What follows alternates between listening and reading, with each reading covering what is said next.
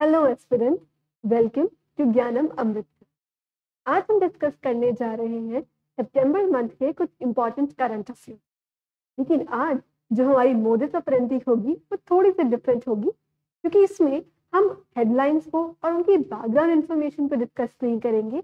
हम सितंबर के current affairs को रिवाइज करेंगे थ्रू इम्पॉर्टेंट एमसीक्यू। तो आज हम कुछ 40-50 एमसीक्यूज को रिवाइज करेंगे। उससे आपकी रिविजन भी हो जाएगी और प्रैक्टिस भी। और अगर आपने हमारी 3 लेक्चर जो सीरीज है अबाउट द सितंबर करंट अफेयर्स वो नहीं देखी है, तो do kindly check out that video as well, जिसका लिंक आपको डिस्क्रिप्शन में मिल जाएगा। उससे क्या होगा कि आपको जो बैकग्राउंड इन्फॉर्मेशन है और इससे भी एडिशनल इन्फॉर्मेशन उन वीडियोज में डिटेल्ड वे में मिल जाएगी। ठीक है, अगर वो वीडियो फॉलो करने के बाद भी कोई कमी रह जाए तो आप इस वीडियो को जरूर देखिए, जिससे आपकी रिविजन भी हो जाए और प्रैक्टिस भी। ठीक है, तो चलिए आगे बढ़ते हैं आज की इस वीडियो में, जिसमें हम डिस्कस करेंगे सितंबर मंथ के कुछ important MCQ. So the first question is, United Nations General Assembly in 78th session adopted a resolution on September 7 to declare dash as the World Rural Development Day। हमने recently पढ़ा था कि world rural development day जो है organise किया जा रहा है by United Nations General Assembly. ये डिक्लेयर किया गया है। आपको बताना है कि ये डे किस दिन को जो है इनमें से मनाया जाता है, ये क्वेश्चन है। इसे हमने डिस्कस किया हुआ है और आई नो आपने सही आंसर मार्क भी कर लिया होगा, दैट इज जुलाई 6। चेक करते हैं, yes the right answer is July 6। और इसकी बैकग्राउंड इंफॉर्मेशन भी हमने अपनी क्लासेस में डिस्कस की थी, जिसमें हमने डिस्कस किया गया था कि रेजोल्यूशन जो है किसने पास किया था, बांग्लादेश ने।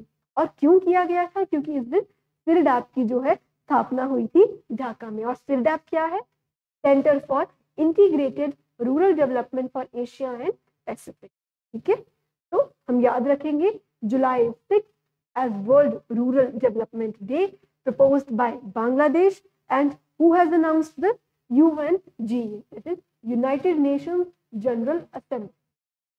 ठीक है, next question, with a view to end long queues at highway toll stations, the government has introduced an electronic toll collection mechanism through satellite based system। मतलब इतनी बड़ी कहानी में वो ये बोल रहा है कि गवर्नमेंट ने जो है रिसेंटली सैटेलाइट बेस्ड सिस्टम जो है शुरू किया है टोल कलेक्शन के लिए।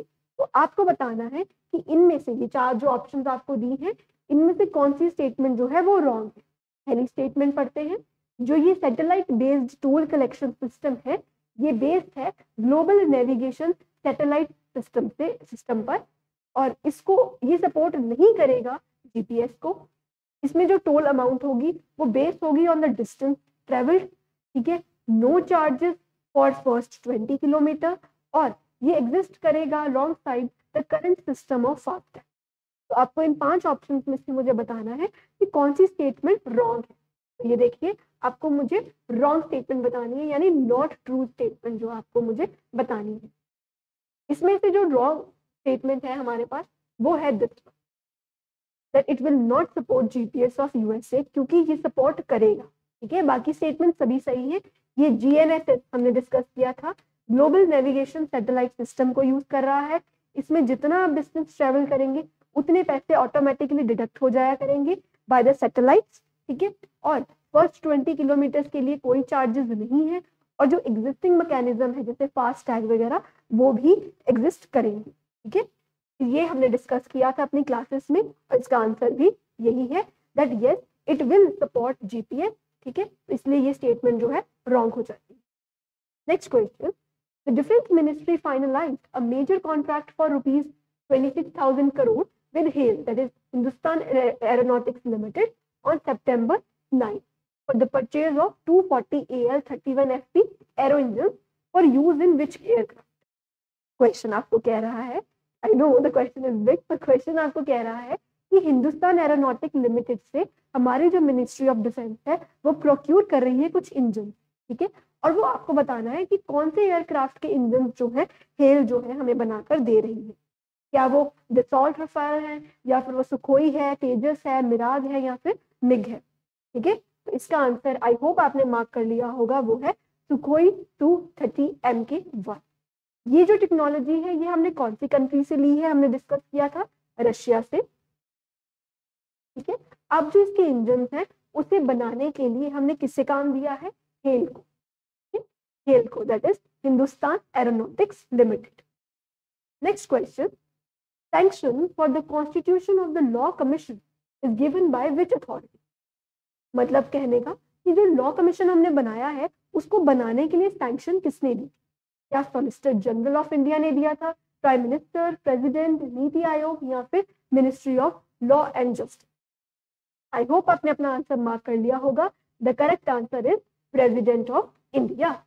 ठीक है, ये क्वेश्चन इसलिए इस न्यूज में है क्योंकि रिसेंटली जो है इंडिया ने 23rd लॉ कमीशन जो है अपना कॉन्स्टिट्यूट किया है। और इसके साथ ही मैं आपको कुछ इंपॉर्टेंट फैक्ट्स भी बता देती हूँ रिलेटेड टू लॉ कमीशन।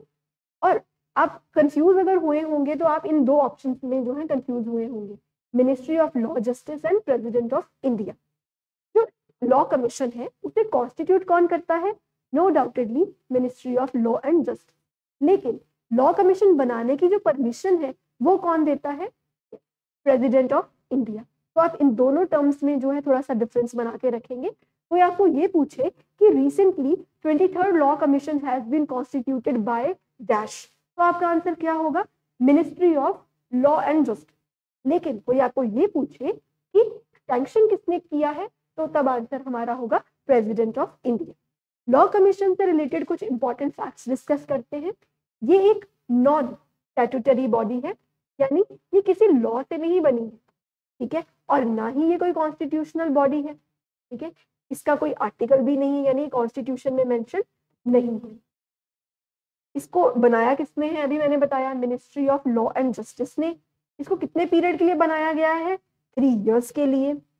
इसमें 5 फुल मेंबर्स होंगे, ठीक है, जिसमें एक चेयरपर्सन होंगे और वो जो है हेल्पिंग मेंबर या असिस्टिंग मेंबर जो है वो, ठीक है। तो this was basic about law commission. और कितनी लॉ कमीशन बनी है, 23rd, ये भी आपके लिए इंपॉर्टेंट है। Next question, Paris Paralympics 2024 concluded on September 8. India secured a record 29 medals to settle at which spot in the final medal tally? ये स्टेटमेंट हमें कह रही है कि जो भी पेरिस पैरालंपिक्स हुए हैं उसमें इंडिया की बेहतर परफॉर्मेंस रही है, जिसमें हमने बहुत ज्यादा मेडल, इस बार रिकॉर्ड 29 मेडल जो है अटेन किए हैं, हासिल किए हैं। पर आपको क्वेश्चन ये पूछ रहा है कि इंडिया का जो है रैंकिंग कितनी हुई, मतलब वो कितने नंबर पर हम इंडिया जो है स्टैंड किया है, 13, 15, 18, 21 या 23। तो the answer is very much, I think you must have marked, it is 18। तो आंसर इज 18। इस स्टेटमेंट में से ही हमारे बहुत सारे क्वेश्चंस बन जाते हैं। हम उन्हें क्विकली देखते हैं कौन से। सबसे पहले कि पैरालंपिक्स कहाँ हुई, कहाँ हुई, पेरिस में, ठीक है। और हमने कितने मेडल्स लिए इस बार, 29 मेडल, ठीक है, 29 मेडल। और हम कितने रैंक पर रहे हैं, 18th रैंक, ठीक है। और पैरालंपिक्स की बात की जाए तो फर्स्ट नंबर पे कौन रहा इस बार, फर्स्ट नंबर पे था चाइना। सेकंड नंबर पे बात की जाए तो it was great Britain. Second number पे कौन था, ग्रेट ब्रिटेन, ठीक है। तो ये आप रैंकिंग्स याद रखेंगे, फर्स्ट नंबर पे चाइना, सेकंड पे great Britain, India at 18th। और कितने मेडल्स जीते इंडिया ने इस बार, 29 मेडल्स जीते पैरालंपिक्स में, जो कहाँ हुई थी, पेरिस में। Next question, Port Blair the capital of Andaman and Nicobar island has been renamed Shri Dashpuram. वो बोल रहे हैं कि पोर्ट ब्लेयर का नेम रिसेंटली चेंज किया गया है, तो उसका नाम बदलकर क्या हो गया है। आई होप आपने मार्क कर लिया होगा, इसका आंसर है श्री विजयपुरम। तो पोर्ट ब्लेयर का नाम चेंज करके क्या कर दिया गया है, श्री विजयपुरम। तो यहाँ पर आंसर आएगा श्री विजयपुरम। और पोर्ट ब्लेयर कहाँ है, अंडमान एंड निकोबार में उनकी कैपिटल है। इसकी लोकेशन भी देख लेते हैं हम। Andaman and Nicobar island group है, ठीक है, हमारे बे ऑफ बंगाल में। और यहाँ पर है हमारे पास पोर्ट ब्लेयर। थोड़ी सी ब्लर है picture, but I hope you have got the gist कि ये हमारा, अगर ये हमारा इंडिया है, ये हमारे बे ऑफ बंगाल, ठीक है। यहाँ पर हमारे पास है अंडमान एंड निकोबार आइलैंड। ठीक है, यहाँ पर है Andaman and Nicobar island. In island की जो कैपिटल है दैट इज पोर्ट ब्लेयर, और इसमें जो है इसका नेम अब बदल के हमने क्या कर दिया है, Shri Vijayapuram. Next question, India launched operation dash on September 15 to provide humanitarian assistance to typhoon Yagi affected countries Myanmar, Laos and Vietnam. कह रहे हैं कि म्यांमार, लाओस और वियतनाम में रिसेंटली एक टाइफून यागी आया था। ठीक है, टाइफून क्या होता है, साइक्लोन के लो प्रेशर सिस्टम्स, ये आया था, इसने बहुत तबाही मचाई। तो इंडिया ने as a gesture of humanitarian assistance, ठीक है, उनकी हेल्प करने के लिए हमने एक मिशन चलाया। उस मिशन का नाम आपको बताना है। क्या वो ऑपरेशन सहयोग था, मैत्री था, मदद था, सद्भाव था या प्रयास था? तो the right answer here is सद्भाव। ठीक है, तो ऑपरेशन सद्भाव व्हाट इज द आंसर। ठीक है, तो ये कंट्रीज अफेक्टेड थी, Myanmar, Laos and Vietnam, typhoon Yagi से। ठीक है, और हमने उनको हेल्प करने के लिए मेडिसिन, फूड्स प्रोवाइड किया। किस ऑपरेशन के अंतर्गत? ऑपरेशन सद्भाव के अंदर। DRDO successfully conducted the preliminary automated trial of Indian light tank on September 13 somewhere in Rajasthan। उसका नाम क्या है? कह रहे हैं कि इंडिया ने अभी एक लाइट टैंक को जो है टेस्ट किया है राजस्थान में कहीं। उसका नाम क्या है? फतेह, अर्जुन, जोरावर, भीष्म या Yudhvir? The answer is Zorawar. The answer is Zorawar है। ये हमने अपनी क्लासेस में भी डिस्कस किया था कि DRDO ने इसको जो है टेस्ट किया है जोरावर, और जोरावर ही क्यों इसका नाम रखा गया ये भी हमने डिस्कस किया था, because it is named after Zorawar Singh Kahluria, जो कि फेम्ड मिलिट्री जनरल थे डोगरा किंग गुलाब सिंह के। गुलाब सिंह जो है वो एक किंग थे, डोगरा किंग थे, उनके बहुत ही रिनाउंड एक मिलिट्री जनरल थे। कौन? जोरावर सिंह कहलूरिया। उनके नाम पर जो जोरावर नाम है हमने जो है इस लाइट टैंक का जो है रखा है। I hope this question is clear to all of you. Next question की ओर, the Department of Promotion of Industry and Internal Trade, that is DPIIT, जो कि वर्क करती है under ministry of commerce and industry, इन्होंने launch किया है एक digital platform to promote collaboration and accelerate growth within the entrepreneurial community. Basically इतनी बड़ी जो कहानी इन्होंने लिखी है, सिंपली ये पूछ रहे हैं कि रिसेंटली एक ऐसा प्लेटफॉर्म जो है लॉन्च किया गया है जिससे कि इंडिया में जो एंटरप्रेन्योर्स हैं उनको ईज हो सके। ठीक है, और वो जो उनको इजी फाइनेंसिंग मिल सके, इनको इजी एक्सेस टू नॉलेज मिल सके, अच्छे स्टेक होल्डर्स जो हैं उनके साथ भी इंटरैक्ट कर पाए। ऐसा कौन सा प्लेटफॉर्म है? क्या वो भास्कर है, प्रणेत्र है, अद्वितीय है, प्रतीक है, संजय है, क्या है?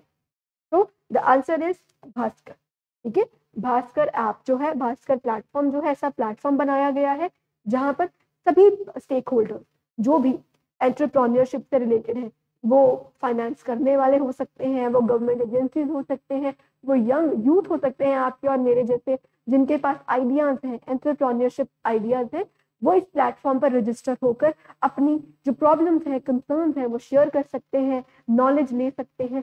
तो ये क्या है? Bhaskar stands for Bharat startup knowledge access registry. I repeat, Bharat startup knowledge access registry. So this is Bhaskar platform for the entrepreneurial community. Okay. Next, recently Abhed was in news. What is that? कहते हैं कि अभेद जो है वो काफी news में था। तो अभेद है क्या? क्या वो एक light weight bullet proof jacket है, light weight anti tank missile है, कोई हेलीकॉप्टर है, ड्रोन है या टॉर्पीडो है? क्या है अभेद? क्या है? तो if you have attended the classes and otherwise have read, तो आप इजीली से मार्क कर सकेंगे। It is bullet proof jacket. Yes, this is the bullet proof jacket. ये IIT दिल्ली एंड DRDO जो है, ये दोनों मिलकर इन्होंने इस पे काम किया, और ये अभेद एक लाइट प्रूफ जो है, light weight bullet proof jacket बनाई गई है हमारे आर्म्ड पर्सोनल्स के लिए। तो अभेद क्या है? एक light weight bullet proof jacket. Next question. Philmin Yang assumed the presidency of the 79th United Nations General Assembly in New York. So he is the former Prime Minister of which country? इन्होंने आपको ये question basically related है appointments या person in news से। जिसमें बात हो रही है फिलिमन यांग, ठीक है। इन्होंने रिसेंटली जो है इन्हें जो है प्रेसिडेंट बनाया गया है यूनाइटेड नेशंस जनरल असेंबली का।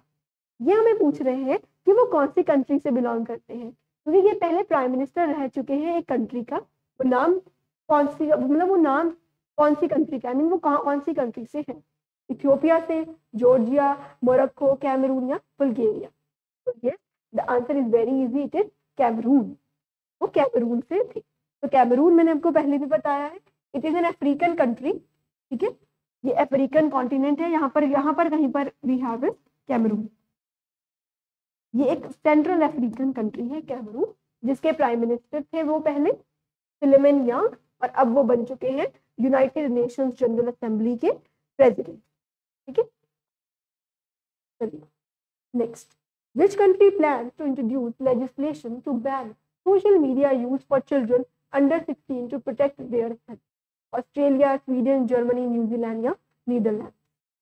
So this has been very much in news. ये करंट अफेयर्स का ही क्वेश्चन है डायरेक्टली। तो yes, the answer is Australia. Australia ऐसी पहली कंट्री बन चुकी है जिसने जो है सोशल मीडिया को जो है बैन कर दिया है फॉर द चिल्ड्रन, क्योंकि बच्चों पर जो है सोशल मीडिया का काफी नेगेटिव इम्पैक्ट भी पड़ता है, because they lack the knowledge to use this properly. फिर उनके जो न्यूरल नेटवर्क्स हैं वो भी इतनी अच्छे से डेवलप नहीं हुए होते, तो they end up watching non essential videos, also non essential content वो कंज्यूम करते हैं, एंड उनकी आईज पर इफेक्ट पड़ता है, उनके दिमाग पर इफेक्ट पड़ता है। तो considering all these effects, Australia has brought in legislation to ban social media use for children under which age, ये भी important है 16, क्योंकि आपको बोल सकते हैं कि children under the age of 18, 18 will be wrong, the answer is 16, ठीक है। Next, country's first Vande Metro services was flagged off on September 16 from Bhuj railway station for which other railway station? यानी जो हमारी first वंदे metro जो है start हुई है, कह रहे हैं कि भुज से स्टार्ट हुई है और जाएगी कहाँ तक, ये कौन सी स्टेट तक जो जाएगी, वडोदरा, पोरबंदर, अहमदाबाद, सूरत या भरूच, कहाँ तक जाएगी? Yes, it is going to Ahmedabad. Ahmedabad जो है इसका सही आंसर है। वंदे मेट्रो फर्स्ट टाइम हमने चलाई है, इसको बोलते हैं नमो भारत रैपिड रेल भी इसे कहते हैं। इसकी स्पीड जो है वो 110 किलोमीटर पर आवर की इसकी जो है स्पीड है, तो काफी फास्ट है। ये कनेक्टिविटी का प्रोजेक्ट है, फास्ट ट्रेवलिंग का प्रोजेक्ट है, ठीक है। तो this is our Vande metro जो स्टार्ट हुई है भुज से, जाएगी कहाँ तक? अहमदाबाद, ठीक है, 110 की स्पीड से। चलिए, which mission of the US space company SpaceX created history on September 12 when its members conducted the world's first commercial spacewalk? Recently एक मिशन भेजा गया था जिन्होंने एक स्पेस वॉक जो है वो की है। ये मिशन जो है हमने काफी डिस्कस भी किया है, काफी ये न्यूज में भी रहा है। इट्स एन इंपॉर्टेंट मिशन, आप इसको याद करिए। This mission is obviously our Polaris Dawn mission, our mission Polaris Dawn mission. इस मिशन से रिलेटेड कुछ इंपॉर्टेंट फैक्ट की अगर मैं बात करूं तो यहीं से हमें स्टेटमेंट से ही काफी इंफॉर्मेशन मिल रही है कि इसे किसने भेजा है। US space company space x ने, जिसे हेड करते हैं मिस्टर एलन मस्क, ठीक है। एलन मस्क जो है वो इसके हेड है स्पेस एक्स कंपनी के। इन्होंने जो है अपने एस्ट्रोनॉट्स को भेजा था। हमारे 4 एस्ट्रोनॉट्स जो है, हमारे मतलब नासा के 4 astronauts went to space and they did a skywalk there. They did a commercial spacewalk there. Okay? तो मिशन का नाम क्या है? Polaris Dawn. और ये कौन से रॉकेट में गए थे, ये क्वेश्चन भी बन सकता है, तो आप नोट कर लीजिए। वो रॉकेट था फैल्कन 9, वो रॉकेट था फैल्कन 9। कौन सी कंपनी का था? ये स्पेसएक्स का ही था। और जब ये गए वहां से वापस भी तो आए, वापस आए तो ये कहाँ पर जो इनका रॉकेट बाद में आकर स्प्लैश किया, तो वो जगह थी फ्लोरिडा। ये यूएस के साइड पर लगती है, जो यूएस है उसकी ईस्टर्न कोस्ट है, वहां पर है फ्लोरिडा। वहां पर आकर दिस स्प्लैश डाउन और वहां से हमने अपने एस्ट्रोनॉट्स को फिर से रिवाइव किया, ठीक है। तो हम याद रखेंगे पोलरिस डॉन मिशन किससे रिलेटेड है? कमर्शियल स्पेस वॉक से रिलेटेड है। कौन सी कंपनी ने भेजा? स्पेस एक्स ने भेजा। 4 एस्ट्रोनॉट्स गए थे, फैल्कन 9 में गए थे, और इस कंपनी के हेड कौन है? Elon Musk. चलिए, world ozone day is celebrated on September 16. The ozone layer is found in which part of the Earth's atmosphere? इस तरीके से आपके पास करंट और स्टैटिक को मिक्स करके क्वेश्चन बनता है। अब क्वेश्चन ये नहीं है कि वर्ल्ड ओजोन डे किस दिन मनाया जाता है, that would be a current affairs question, लेकिन क्वेश्चन आपका स्टैटिक से है कि जो ओजोन डे मनाया जाता है September 16 को, तो वो जो ओजोन की बात हो रही है वो कौन सी लेयर में पाई जाती है? क्या वो ट्रोपोस्फेयर का पार्ट है, स्ट्रेटोस्फेयर का, मीजो, एक्सो या थर्मोस्फेयर का? तो ये it is very much a part of stratosphere. ये स्ट्रेटोस्फेयर का ही पार्ट है। Yes, your answer is correct, stratosphere. हम बाकी लेयर्स के बारे में भी थोड़ी सी डिस्कशन अभी कर लेते हैं ताकि हमारी रिवीजन हो जाए। सबसे नीचे होती है ट्रोपोस्फेयर, उसके ऊपर होती है हमारे पास स्ट्रेटोस्फेयर, उसके ऊपर हमारे पास होती है मीजोस्फेयर, फिर हमारे पास होती है थर्मोस्फेयर, और इसके ऊपर हमारे पास होती है एक्सोस्फेयर। ठीक है, इनका एक एक इंपॉर्टेंट फंक्शन भी जान लेते हैं। ठीक है, लगे हाथ। ट्रोपोस्फेयर में सभी होते हैं,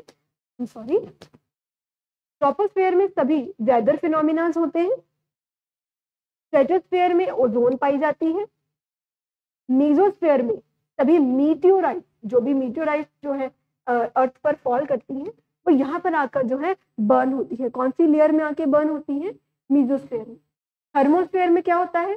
यहाँ पर जो रेडियो सिग्नल्स है, ठीक है, क्योंकि यहाँ पर आयंस होते हैं, तो जो भी हमारी रेडियो कनेक्टिविटी है, जो रेडियो सिग्नल्स हम भेजते हैं, वो वापस आते हैं bye striking through this layer, that is thermosphere.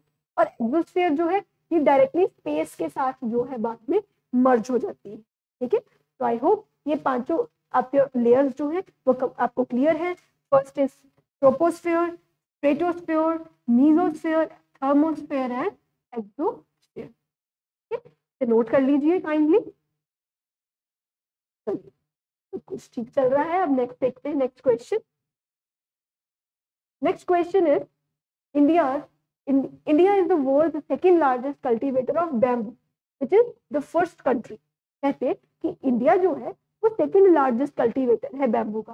ठीक है, तो फर्स्ट कौन है ये हमें बताना है। चाइना, फिलीपाइंस, मलेशिया, इंडोनेशिया या ब्राजील? इसका आंसर है China. China is the first and the largest cultivator of bamboo. ठीक है, अब बैम्बू की क्वेश्चन आप बोलेंगे ma'am all of a sudden कैसे आ गया? Because September 18 is celebrated as World Bamboo Day.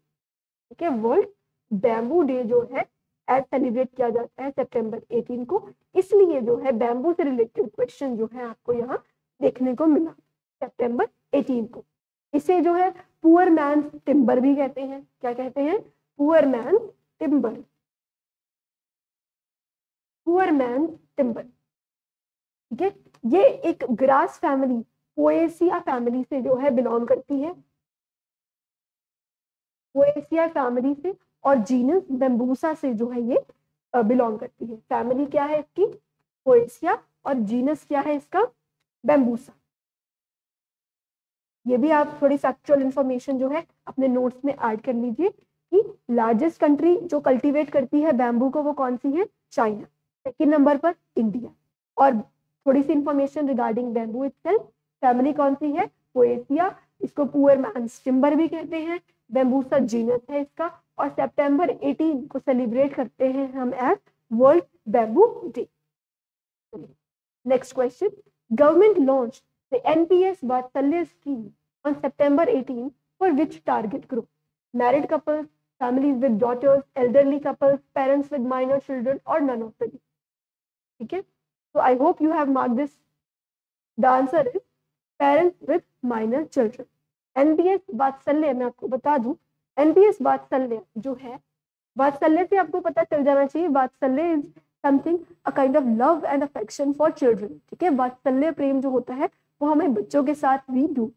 ठीक, तो इट इज NPS वात्सल्य। इट मीन कि ये NPS का अकाउंट है, जैसे ये है न्यू पेंशन स्कीम, इसमें जो अकाउंट है बेसिकली एम्प्लॉयज का बनता है। वैसे तो कोई भी सिटीजन इसे खुलवा सकता है, ठीक है, after attaining the age of 18। लेकिन अब जो है न्यू स्कीम आई है दैट इज NPS वात्सल्य, जिसमें हम माइनर किड्स का भी जो है NPS अकाउंट जो है खोल सकते हैं। ठीक है, माइनर किड्स मतलब जो 18 से छोटी उम्र के हैं, तो उनके जो पेरेंट्स हैं वो उनके बिहाफ पर उनका एनपीएस अकाउंट जो है खोल सकते हैं। उसमें वो 1000 से लेकर इन्फिनिटी, मतलब मिनिमम लिमिट है बट मैक्सिमम लिमिट कोई नहीं है, इतने पैसे जो है जमा करवा सकते हैं इस अकाउंट में। और जैसे ही चाइल्ड 18 ईयर्स का होगा तो ये एक नॉर्मल एनपीएस अकाउंट बन जाएगा, तब तक ये एनपीएस वात्सल्य अकाउंट जो है रहेगा। Next question, Amrit Mohan, a senior IPS officer from Odisha cadre, has been appointed as a Director General of which paramilitary force? ठीक है, ये हमने अपॉइंटमेंट सेक्शन में डिस्कस किए थे कि अमृत मोहन जी जो कि एक आईपीएस ऑफिसर है उड़ीसा कार्डर के, वो कौन सी पैरामिलिट्री फोर्स के जो है रिसेंटली डायरेक्टर जनरल बने हैं। सशस्त्र सीमा बल, आईटीबीपी, बीएसएफ, सीआईएसएफ या सीआरपीएफ। ठीक है, ये आपको जो फुल फॉर्म भी याद होनी चाहिए, सीआरपीएफ यानी central reserve police service, central industrial security forces, ITBP यानी Indo Tibetan border police, and SSB यानी सशस्त्र सीमा बल। अब मुझे आंसर बताइए। Yes, the answer is SSB, Sashastra Seema Bal, ये answer. This is the answer, Sashastra Seema बल। इसके साथ ही हमने डिस्कस की थी बाकी भी जो हमारी पैरामिलिट्री फोर्सेस है। हमने डिस्कस किया था कि जो हमारी मिलिट्री फोर्सेस हैं वो 3 हैं, दैट इज इंडियन आर्मी, फिर Indian navy and Indian air force. ठीक है, इंडियन एयरफोर्स।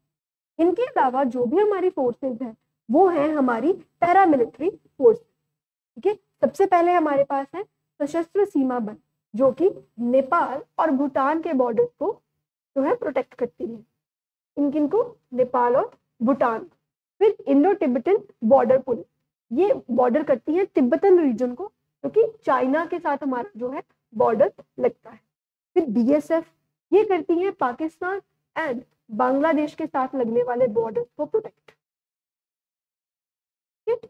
फिर we have central industrial security force and CRPF. तो ये जो डी वाली है सीआईएसएफ, ये डील करती है विद द न्यूक्लियर इंस्टॉलेशन जो हमारी होती है या हमारी इंपॉर्टेंट गवर्नमेंट बिल्डिंग्स होती हैं, जैसे पार्लियामेंट बिल्डिंग है, इनकी जो है प्रोटेक्शन के लिए हमारे पास है सेंट्रल इंडस्ट्रियल सिक्योरिटी फोर्स। और नेक्स्ट है हमारे पास सीआरपीएफ, ये जो है इंटरनल सिक्योरिटी पर्सपेक्टिव से हमने ये फोर्स जो है रेस की है, ये लेफ्ट विंग एक्सट्रीमिज्म वाले एरियाज में जो है वर्क करती है। ठीक है, आई होप आपको सभी जो फोर्सेज हैं उनका मैंडेट जो है समझ आ गया होगा, साथ में ही समझ आ गया होगा कि वो कौन से जो है बॉर्डर के पास लगती हैं। और जो क्वेश्चन था, अमृत मोहन जी आईपीएस ऑफिसर, वो डायरेक्टर जनरल कहाँ के बने हैं, सशस्त्र सीमा बल के। तो इसको हमने होलिस्टिकली अब कवर कर लिया है, इसमें से आपका कोई भी जो क्वेश्चन है वो नहीं छूटेगा। Next, a contingent of Indian Air Force took part in the bilateral air defense exercise Eastern Bridge with which other air force from September 11 to 22। कह रहे हैं कि रिसेंटली इंडियन एयर फोर्स की जो है एक एक्सरसाइज हुई है, that is exercise eastern bridge. तो वो कौन सी कंट्री की एयर फोर्स के साथ हुई है, ऑस्ट्रेलिया, जापान, फ्रांस, ओमान या यूएई? क्या आंसर होगा?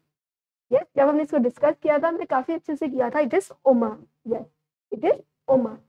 ठीक है, ओमान के साथ ही हमने डिस्कस किया था कि ओमान एक ऐसी कंट्री है जिसके साथ हम एक एक्सरसाइज करते हैं ईस्टर्न ब्रिज, एक एक्सरसाइज करते हैं, एक और करते हैं हम, उसका नाम है अल नाजा।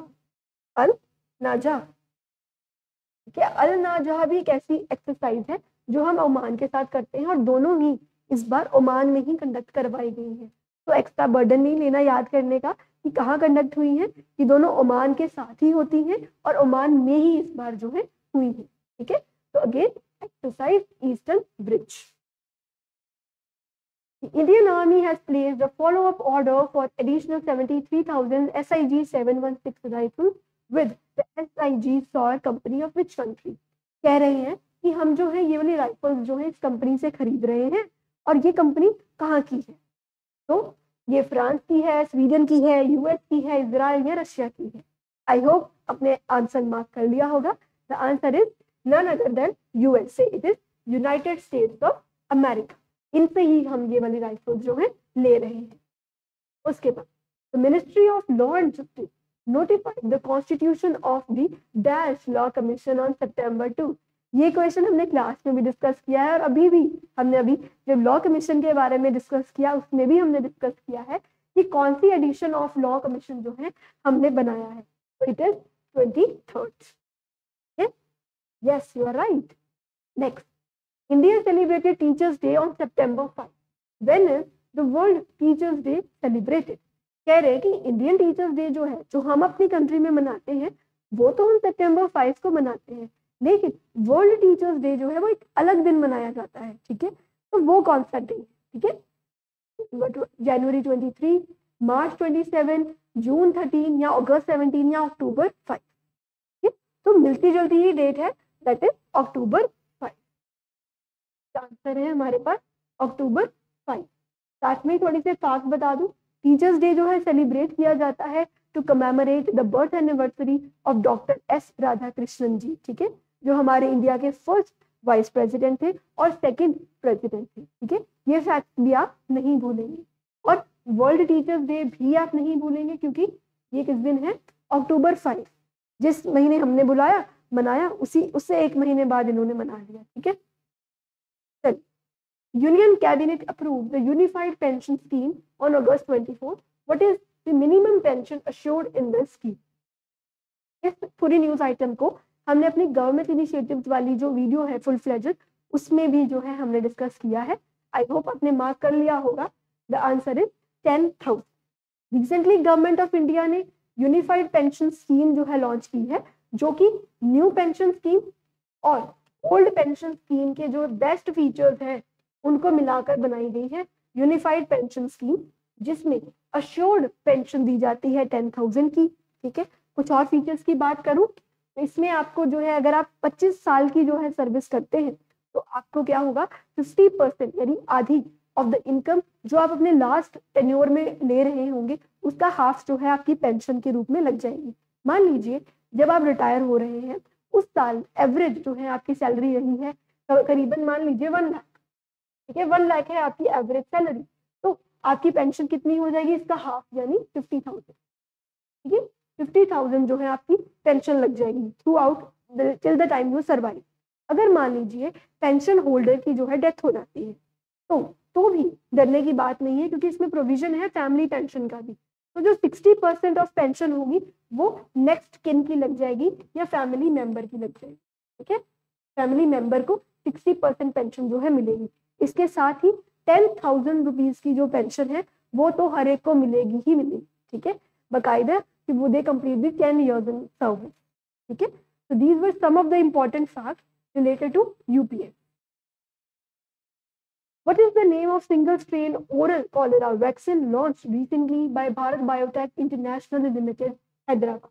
कहते हैं भारत बायोटेक ने अभी रिसेंटली जो है एक ओरल वैक्सीन जो है लॉन्च की है. किसके लिए?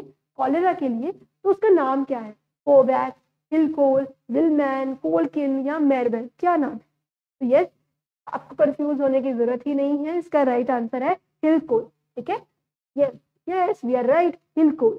अगर कॉलेरा से रिलेटेड कुछ इंपॉर्टेंट फैक्ट की बात की जाए तो जो कॉलेरा है वो एक बैक्टीरियल डिजीज है, बैक्टीरिया से फैलती है. इसके जो सिम्टम्स हैं वो है डायरिया, ठीक है, vomiting, nausea etcetera, fever etcetera. ये सब जो है इसके जो है सिम्टम्स हैं और फैलती किससे है? बैक्टीरिया से. और अब इसकी ओरल वैक्सीन आ गई है जिसे किसने बनाया है? भारत बायोटेक. का नाम क्या वो भी याद रखेंगे, हिलको. ठीक है, कॉलेरा की ये वैक्सीन है. Which company in India has developed its own homegrown indigenous RT-PCR testing kit to fight against mpox? इनमें से जो है किसने RT-PCR टेस्टिंग किट बनाई है? किसके लिए? mpox के लिए. mpox यानी monkey pox. Bharat Biotech, Siemens, Pfizer, Glaxo या कैडिला? तो yes, you are very right. The answer is Siemens healthcare private limited. इन्होंने बनाई है. ठीक है, पिछली न्यूज आइटम के साथ कंफ्यूज नहीं करना. हिलकोल बनाई है जो वो बनाई है भारत बायोटेक ने, और mpox के लिए जो RT-PCR टेस्टिंग किट है वो बनाई है सीमेंस हेल्थकेयर ने. ठीक है, अब इस टेस्टिंग किट में ऐसा क्या खास है? ठीक है, कि ये न्यूज में है. जो एग्जिस्टिंग स्कीम्स है वो जो है ना 1 से 2 घंटे का टाइम लेती है, पर ये जो है ना ये 40 मिनट के अंदर परफेक्ट रिजल्ट्स देती है। तो क्विक है, एफिशिएंट है, इसलिए इट इज इन न्यूज। और बनाया इसे किसने है? सीमेंस हेल्थकेयर प्राइवेट लिमिटेड ने। मंकी पॉक्स अगेन जो है एक पब्लिक हेल्थ इमरजेंसी जो है डिक्लेयर की गई है। ये भी जो है एक वायरस से फैलती है, ये एक वायरस डिसीज है। ठीक है, आपको बोल देंगे कि जो मंकी पॉक्स है वो एक बैक्टीरियल डिजीज है। नो, वो एक वायरल डिजीज है क्योंकि ये वायरस से फैलती है। Next question, Jay Shah the current honorary secretary of BCCI elected unopposed as the independent chairman of ICC, जिसकी फुल फॉर्म भी आपको दे दी गई है, इंटरनेशनल क्रिकेट काउंसिल। पर आपको वो पूछ रहे हैं कि ICC जो है कौन सी कंट्री में है। तो इस स्टेटमेंट में ही हमें बहुत सारे क्वेश्चंस मिल गए हैं सिवाय उसके आंसर के, और आंसर यहाँ है, दैट इज दुबई। ठीक है, क्वेश्चन क्या था कि मिस्टर जय शाह जो है he has been selected as the chairman of ICC, जिसकी फुल फॉर्म है इंटरनेशनल क्रिकेट काउंसिल। ठीक है, और ICC कहां पर बेस्ड है? दुबई में। The answer is Dubai.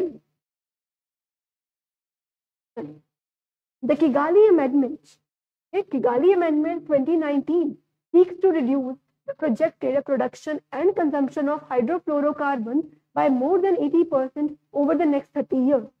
कह रहे हैं ये किगाली अमेंडमेंट है जो ये इंश्योर करता है कि हम 80% तक जो है रिड्यूस कर लेंगे किसको? अपनी HFCs की प्रोडक्शन को। ठीक है, आपको क्वेश्चन में पूछ रहा है कि किगाली जो है वो कौन सी कंट्री की कैपिटल है। ठीक है, तो क्या वो रवांडा की कैपिटल है, ग्वाटेमाला, पेरू, कीनिया या हंगरी की? तो आई होप आपने अपना आंसर मार्क कर लिया होगा। The answer is Rwanda. Answer is Rwanda. ठीक है, ये अगेन एक अफ्रीकन कंट्री है यहाँ पर। ठीक है, इसकी जो कैपिटल है वो है किगाली, यहाँ पर किगाली एग्रीमेंट साइन हुआ था। और किगाली एग्रीमेंट किससे रिलेटेड है? हाइड्रोफ्लोरोकार्बन से। आप इसको भी याद रखेंगे। ठीक है, क्वेश्चन आपको ऐसे भी बन सकता है कि किगाली एग्रीमेंट किससे रिलेटेड है? हाइड्रोफ्लोरोकार्बन से। एक प्रोबेबल क्वेश्चन ये भी हो सकता है कि जो हाइड्रोफ्लोरोकार्बन है इनके रिगार्डिंग जो इतनी हाइप क्यों क्रिएट की है, क्यों हमें हाइड्रोफ्लोरोकार्बन को रिड्यूस करना है? क्योंकि they are the destroyers of ozone.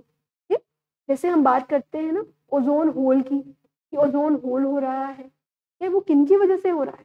Chlorofluorocarbon या फिर हाइड्रोफ्लोरोकार्बन की वजह से। इसको रोकने के लिए हमारे पास किगाली अमेंडमेंट आया था। ओजोन से रिलेटेड एक और इम्पॉर्टेंट फैक्ट आप नोट कर लीजिए कि एक और प्रोटोकॉल है, that is Montreal protocol. Montreal protocol, ठीक है, ये भी किससे रिलेटेड है? ओजोन से। ओजोन को हमें प्रोटेक्ट करना है, कंजर्व करना है, इसलिए हम मॉन्ट्रियल प्रोटोकॉल भी लेके आए हैं। By it is also named after a country. Montreal एक जगह है कहाँ पर? कनाडा में। मॉन्ट्रियल एक जगह है कहाँ पर? कनाडा में। और किगाली एक जगह है कहाँ पर? किगाली एक जगह है अफ्रीका में, इन Rwanda. What is the name of the second Arihant class nuclear powered ballistic missile submarine which was commissioned into Indian Navy on August 29? INS Arighat, Aridam, Arihant, Ajinkya या अरिदमन। ठीक है, ये भी बहुत ही डिटेल में डिस्कस हमने किया था। The answer is Arighat. Answer is Arighat. यहाँ पर हमने डिस्कस किया था कि अरिहंत क्लास जो है न्यूक्लियर पावर्ड बैलिस्टिक मिसाइल का मतलब, इसका मतलब ये है, सबसे पहले तो सबमरीन मतलब जो पानी के अंदर से एक ऐसी पावर रखती है कि वो दुश्मन के को जो है अटैक कर सके पानी से। ठीक है, ये मान लीजिए दुश्मन की शिप आ रही है तो इसको ये अटैक कर देगी यहीं से। ठीक है, ये सबमरीन है। दूसरी चीज, क्योंकि ये न्यूक्लियर पावर्ड है मतलब इसके अंदर जो फ्यूल है वो भी न्यूक्लियर जो है यूज हो रहा है। फर्स्ट कौन सी थी? नाम से ही पता चल रहा है अरिहंत की थी, तभी तो अरिहंत क्लास है। उसके बाद दूसरी कौन सी आई है? अरीघाट। और तीसरी कौन सी आने वाली है? अरिदमन। और फोर्थ जो है उसका नाम नहीं डिक्लेयर किया गया, लेकिन उसको एक कोड नेम दिया गया है, दैट इज S4 स्टार। ठीक है, S4 स्टार एक कोड नेम दिया गया है किसे? Nuclear powered ballistic missile submarine को। तो ये चारों आपको याद होनी चाहिए। First Arihant, second Arighat, third Aridhaman and fourth S4। The foundation stone for Vadhavan Port, one of the largest deep water ports in India, was laid on August 30 in which state? कह रहे हैं कि वाधवन पोर्ट की जो फाउंडेशन है, जो कि बहुत वर्ल्ड की लार्जेस्ट डीप वाटर पोर्ट है वो कहाँ पर रखी गई है? गुजरात, तमिलनाडु, गोवा, महाराष्ट्र या आंध्र प्रदेश? आई होप आपने आंसर मार्क कर लिया होगा, इट इज गुजरात। ठीक है, गुजरात में ही है वाधवन पोर्ट। और डीप सी पोर्ट क्या होती है? डीप वाटर पोर्ट्स, जो नॉर्मल पोर्ट्स होती हैं उनकी जो डेप्थ है वो 20 मीटर्स तक होती है, ठीक है, पर जो डीप सी होती है मतलब वो ज्यादा गहरी होंगी, उनकी डेप्थ होती है 30 मीटर तक, ठीक है। तो ये होती है deep sea port, deep water port. और हमारे इंडिया के पास भी है एक डीप वाटर पोर्ट जो कि है वाधवन पोर्ट। और कहाँ है ये? Gujarat. The government upgraded the 4 CPSCs to Navratna status on अगस्त 30। इनमें से कौन सी जो है वो नवरत्न स्टेटस में नहीं है? क्या वो solar energy corporation of India SECI है, या फिर वो सतलुज जल विद्युत निगम है, या नेशनल हाइड्रो पावर कॉर्पोरेशन है, या फिर RailTel corporation of India है, या फिर BCCL है? तो द आंसर इज BCCL। इसको नवरत्न स्टेटस जो है नहीं दिया गया है, बाकी इन चारों को जो है नवरत्न स्टेटस हाल ही में दिया गया है। हमने क्लास में डिस्कस भी किया था। RCI that is RailTel corporation of India, SECI that is solar energy corporation of India, NHPC that is national hydro electric power corporation of India, and this SJVN Sutlej Jal Vidyut निगम। और ये कौन कौन सी ministries में भी आते हैं, दैट इज अगेन इंपॉर्टेंट, इसे भी आप नोट कर लीजिए। सेकी क्योंकि सोलर एनर्जी से रिलेटेड है, तो ministry of new and renewable energy, ठीक है, new and renewable energy sector के अंदर आती है। सो ये सतलुज जल विद्युत निगम जो है ये आती है मिनिस्ट्री ऑफ पावर के अंदर, मिनिस्ट्री ऑफ पावर के अंदर। फिर NHPC ये भी आती है मिनिस्ट्री ऑफ पावर के अंदर ही, और रेल टेल ये आती है मिनिस्ट्री ऑफ रेलवेज के अंदर, ठीक है, मिनिस्ट्री ऑफ रेलवेज के अंदर। तो सारी आपको मिनिस्ट्रीज भी याद हो गई और सभी जो है ये CPSCs भी याद हो गई जिन्हें नवरत्न स्टेटस जो है मिला है। Union cabinet approve the proposal of Kaynes Semicon private limited, Mysore based company, to set up a semiconductor unit at which place in Gujarat. Question कह रहा है कि जो केन लिमिटेड कंपनी है इसे जो है एक सेमीकंडक्टर जो है बेस जो है सेटअप करने का मौका मिला है, परमिशन मिली है। और ये कहाँ पर जो है इसको सेटअप करेगा? गुजरात में तो कर रहा है, लेकिन गुजरात में कहाँ? मेहसाना में, भुज में, ढोलेरा में, सनद में या जामनगर में? कहाँ पर? तो द आंसर इज सनद। सनद एक जगह है गुजरात के अंदर जहां पर जो है केन सेमीकॉन प्राइवेट लिमिटेड जो है अपना सेटअप जो है, अपना बेस जो है सेटअप करेंगे। इसके साथ ही हम रिवाइज कर लेते हैं इंडिया सेमीकंडक्टर मिशन, ठीक है, जो कि बूस्ट कर रहा है सेमीकंडक्टर इंडस्ट्री को, क्योंकि ये एक राइजिंग सेक्टर है। हमारे जो अभी यूथ है सबसे ज्यादा हम क्या कंज्यूम कर रहे हैं? We are consuming our electronic appliances, we are consuming laptops, mobiles etcetera. तो ये सब में जो बेसिक एलिमेंट है chips, that are chips, Lay's वाले चिप्स नहीं, दूसरे chips, those chips are made up of semiconductors, ठीक है। तो सेमीकंडक्टर्स एक इमर्जिंग सेक्टर है, इसलिए इसमें इन्वेस्टमेंट की जरूरत है। इसलिए हमने केन सेमीकॉन को जो है अलाउ किया है कि वो हमारी कंट्री में आए, हमारी स्टेट में आए और यहाँ पर जाकर प्रोडक्शन करें, ठीक है। इंडिया का जो सेमीकंडक्टर मिशन है it is worth 76,000 crore. It is a very huge amount जो बताती है कि government is focusing a lot on semiconductors, ठीक है। 76,000 करोड़ रुपीस का जो है टोटल लेआउट है किसका? इंडियन सेमीकंडक्टर मिशन का, ठीक है। चलिए, Switzerland secured first spot for the 13th successive year in GII, published by WIPO, that is World Intellectual Property Organization. Which country was placed next to Switzerland? कह रहे हैं कि ग्लोबल इनोवेशन इंडेक्स, यहाँ पर फिर से आपके लिए क्वेश्चन है कि ग्लोबल इनोवेशन इंडेक्स कौन रिलीज करता है? कौन करता है? विपो, that is world intellectual property organisation. कह रहे हैं कि स्विट्जरलैंड जो है उसमें फर्स्ट आया है, जैसे कि पहले भी आता रहा है। आप मुझे बताइए कि सेकंड तो कौन आया है, मतलब सेकंड मेडल किसको मिला है?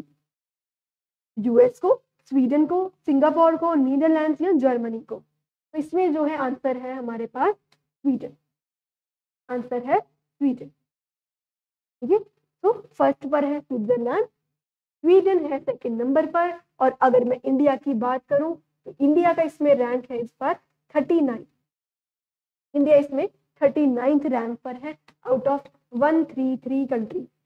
133 कंट्रीज में से 39th रैंक पर कौन है? इंडिया।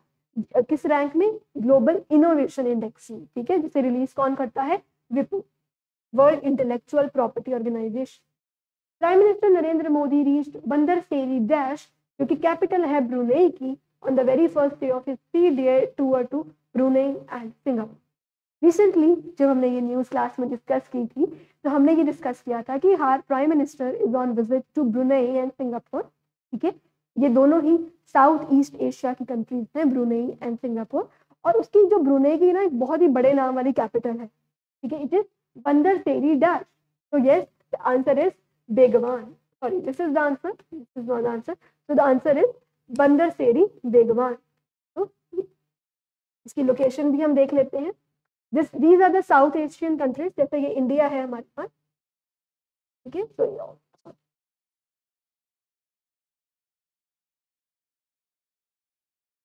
ये हमारा प्यारा भारत है, यहाँ पर हमारे पास अंडमान है, और यहाँ पर कहीं पर जाकर भी हम साउथ ईस्ट एशियन कंट्रीज, ये वो कंट्रीज है। यहाँ पर आप देख सकते हैं बंदर सेरी बेगवान, यहाँ पे छोटा सा ब्रुनेई है, ठीक है, उसकी कैपिटल है ये बंदर सेरी बेगवान, ठीक है।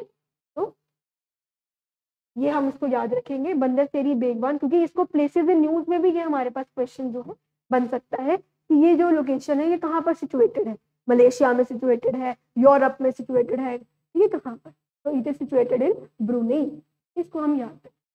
Next question, which state government along with the central government signed a tripartite agreement with local insurgent groups with the objective of putting an end to militancy in the state? Nagaland, Manipur, Tripura, Mizoram या असम। कह रहे हैं कि ट्रीपार्टाइट agreement हुआ है। ट्रीपार्टाइट agreement मतलब इसमें 3 parties थी।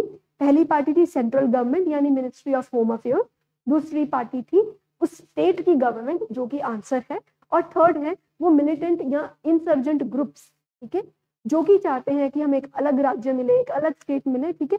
वो इंसर्जेंट ग्रुप के साथ हमने जो है एक एग्रीमेंट साइन किया है ताकि उस रीजन के अंदर जो है शांति जो है कायम की जा सके। तो यस, आपका आंसर सही है, it is Tripura. Tripura is the answer. तो वो कौन से इंसर्जेंट ग्रुप्स हैं जिनके साथ ये साइन हुआ है? It is NLTF, that is national liberation front of Tripura and all Tripura tiger force, ATTF। 2 organisation हैं, NLTF एंड ATTF। ये दोनों कहाँ से बिलोंग करती हैं? त्रिपुरा से। ये त्रिपुरा की जो है ऑटोनॉमी के लिए जो है दे आर फाइटिंग, और ये वायलेंट एक्टिविटीज में भाग लेते हैं। और इसके साथ ही ministry of home affair and state government of Tripura ने जो है मिलकर एक एग्रीमेंट साइन किया है कि अब जो है हम अपने हथियार छोड़ेंगे और पीस एंड एग्रीमेंट जो है, पीस शांति जो है वो कायम करेंगे। Next, recently launched web portal Visio next जो है aim to revolutionise the designing scenario in which field? Apparel, jewellery, footwear, fashion industry या फूटवेयर। ये विजियो NXT एक पोर्टल है, ये हमने पढ़ा था, ये फैशन प्रेडिक्टिंग जो है एक टूल है। So yes, it is related to fashion industry. और इसकी एक मैगजीन भी हमने पढ़ी थी विच इज परिधि 24x25। ये बेसिकली एक ऐसा पोर्टल है जो प्रिडिक्ट करेगा कि इंडिया का जो फैशन है वो कैसा होने वाला है। टाइट जीन्स आएंगी, खुली जीन्स आने वाली है, शरारा आने वाला है, प्लाजो आने वाला है, वट एवर। तो what is going to be the fashion of India, ठीक है, उसे ये फोरकास्ट करेगा ये वाला टूल जिसका नाम है विजियो NXT। Next, exercise Varun, the 22nd edition of this naval exercise between India and French navies was held on। तो कहाँ पर हुई है? देखो, आपको उन्होंने बहुत सारी इंफॉर्मेशन क्वेश्चन में दे दी जो कि प्रोबेबल क्वेश्चन है। सबसे पहली कि एक्सरसाइज वरुण जो है वो है क्या? वो एक नेवल एक्सरसाइज है, यानी पानी से रिलेटेड एक्सरसाइज है जो नेवीज कंडक्ट कराती है। इस कंट्री के साथ हम करते हैं, फ्रेंच के साथ यानी फ्रांस के साथ। और ये कहाँ ऑर्गेनाइज हुई है? मेडिटेरेनियन सी में, जो कि इस क्वेश्चन का आंसर है, मेडिटेरेनियन सी। तो ये है आपका मेडिटेरेनियन सी, जो कि आपके यूरोप, आपके एशिया और आपके अफ्रीका को जो है ज्वाइन करता है। ये एक बहुत ही इंपॉर्टेंट जो है सी है, जो कि 3 बड़े ही इंपॉर्टेंट कॉन्टिनेंट्स को जो है ज्वाइन करता है, that is Europe, Asia and Africa, Mediterranean sea. यहाँ पर क्या हुआ है? एक्सरसाइज वरुण, जो कि इंडिया और फ्रांस की नेवल एक्सरसाइज है। India's vulture population crashed in 1990, losing over 90% of them due to the use of this at a pain reliever administered to cattle. इनमें से कौन सी ऐसी दवाई है जो कि वल्चर्स को हम दे देते हैं, जिसकी वजह से हमारे जो वल्चर्स हैं दे हैव बेसिकली, हम कैटल्स को देते हैं ये वाली मेडिसिन, और जब हम इन कैटल्स की जो डेड बॉडीज हैं उन पर वल्चर्स फीड करती हैं, क्योंकि हमें पता है कि जो वल्चर्स हैं वो स्कैवेंजर्स हैं जो कि डेड मैटर पर जो है फीड करती हैं। तो जब वो उन कैटल्स को खाती हैं, उन पर फीड करती हैं, तो वो उनके अंदर चली जाती है वो मेडिसिन। तो इसके कारण क्या होता है कि उनको एक ना डिजीज हो जाती है। तो इसका आंसर क्या है? वो कौन सी ऐसी मेडिसिन है, आपको ये बताना है। क्या वो ओपियोइड है, इबुप्रोफेन है, मॉर्फिन है, कोडीन है या डिक्लोफेनाक है? It is very much in news और बहुत ही इंपॉर्टेंट फैक्ट है, दैट इज डिक्लोफेनाक। डिक्लोफेनाक एक ऐसी मेडिसिन है जो हम कैटल्स को देते हैं। जब ये कैटल्स मर जाते हैं तो इनकी बॉडी, डेड बॉडीज पर जो है फीड कौन करता है? वल्चर। ठीक है, वल्चर्स जो है फीड करती हैं, और वल्चर्स को क्या होता है? वल्चर्स को नेक ड्रूपिंग डिजीज हो जाती है, उनकी जो नेक है वो ड्रूप कर जाती है, नेक ड्रूपिंग जो है डिजीज इनको हो जाती है। और इनकी जो पॉपुलेशन है, जैसे कि क्वेश्चन में है कि 90% of their population has been decrease, has been given out, gone out. यानी अगर पहले हमारे पास 10 वल्चर्स थी तो उनमें से जो 9 जो है वो मर चुकी हैं और सिर्फ एक ही बची है। तो it is very deadly for our vulture. ठीक है, तो इसी जो है ये इसी प्रॉब्लम को सॉल्व करने के लिए रिसेंटली, नोट कर लीजिए, गवर्नमेंट ऑफ इंडिया ने शुरू किया है Jatayu conservation and breeding centre. Jatayu conservation and breeding centre, breeding centre कहाँ पर? इन उत्तर प्रदेश, यूपी में जो है इसे स्टार्ट किया गया है, ताकि हम जो है वल्चर्स को जो प्रोटेक्ट कर सके, उनके लिए जो है हम एक प्रोटेक्शन स्फेयर बना सके। ठीक है, तो ये कहाँ बनाया गया है? Jatayu conservation and breeding centre UP में बनाया गया है। इसके साथ ही एक और प्रोबेबल क्वेश्चन है कि डिक्लोफेनाक जो है वो खतरनाक है, ठीक है, लेकिन इसका ऑल्टरनेटिव क्या है? इसका ऑल्टरनेटिव जो है, जो सेफ है वल्चर्स के लिए, वो है मेक्सिकोक्लैम। ठीक है, तो ये एक मेडिसिन है जो डिक्लोफेनाक के ऑल्टरनेटिव में हम जो है यूज कर सकते हैं। Next question, world first dedicated conservation and breeding centre for Asian king vulture. अभी जो हम डिस्कस करके आए सेम वही आ गया। Also known as the red headed vulture was inaugurated at which place in Uttar Pradesh. तो मैंने, अच्छा आपको नहीं बताया, उसने उत्तर प्रदेश में लॉन्च हुआ ये तो मैंने बताया, Jatayu conservation and breeding centre, जो कि एशियन किंग वल्चर्स के लिए जो है लॉन्च किया गया है। ये अब ना क्रिटिकली इंडेंजर है। क्रिटिकली इंडेंजर मतलब इनके बस 1 2 ज़्यादा 3 4 जो ना बहुत ही कम स्पीसीज जो है इनकी रह गई हैं, तो इनको बचाना जो है वो हमारी प्रायोरिटी है। इसलिए हमने ये जो है ब्रीडिंग सेंटर बनाया है। आपको मुझे बताना है कहाँ बनाया है। यूपी में बनाया, लेकिन कहाँ?